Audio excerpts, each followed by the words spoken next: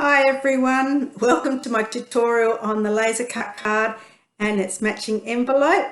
I'm very excited to provide this free cut file to you, and I do hope you'll like it. It's a very easy file for you to do. If you're watching this video on YouTube, then head to my blog at CreateWithSue.com to grab the free cut file. And what I plan to do is show you how to upload the file in as a .scm file into Canvas Workspace online version, and also the downloaded version as well.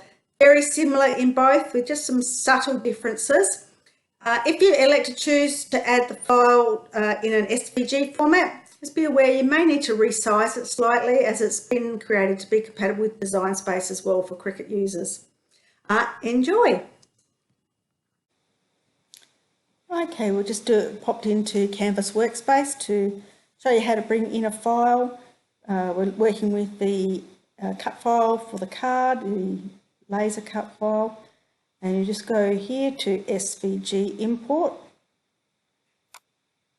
and then we go to choose file, and this is what you'll get to select from, and we'll pick the FCM file and open. And you'll see the name of the file you've chosen there. Go OK. And there it is in. You'll see that it's got the dashed lines there. If you wish, you can do them with a scoreboard. Take the dash, just a matter of removing them out of the file and do it with a scoreboard. Or you could also turn them into draw lines and use a scoring tool in your pen tool for the Scanncut. So what I'm going to also do is, and if you wish to move it, most projects come in ungrouped. For some reason it loses its grouping function. So just highlight what you need to have grouped and go to edit and group it, and that way it'll stay together if you decide to move it at all.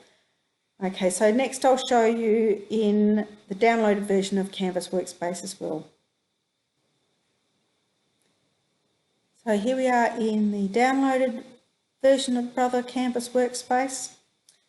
To bring the file in, you've got the choice of importing it through this little icon, which is the same icon as the online version. We can also go File and Import. So you can import from your computer or your cutting machine. So in this case we're going from the PC, and we'll choose the envelope this time, and there it is. Now if you move it without grouping it, see it leaves that the dash lines for the fold behind. Just undo, select the lot like we did in the other version, and group it.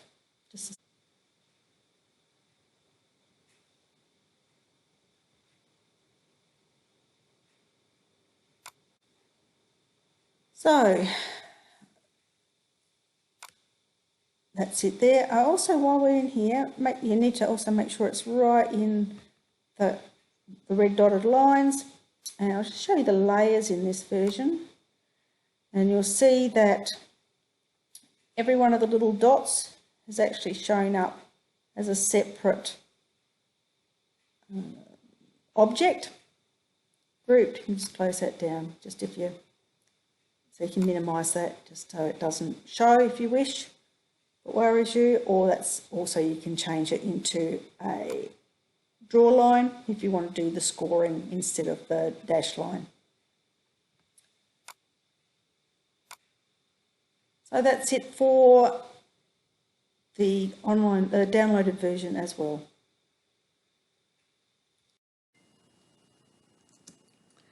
Hope you can follow those instructions, okay?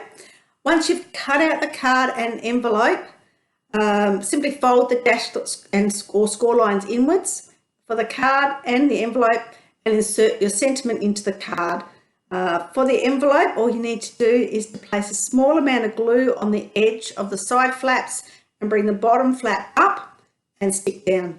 If you check beforehand exactly where the areas meet, So you only apply the glue exactly in the right spot, so there's no getting excess glue anywhere.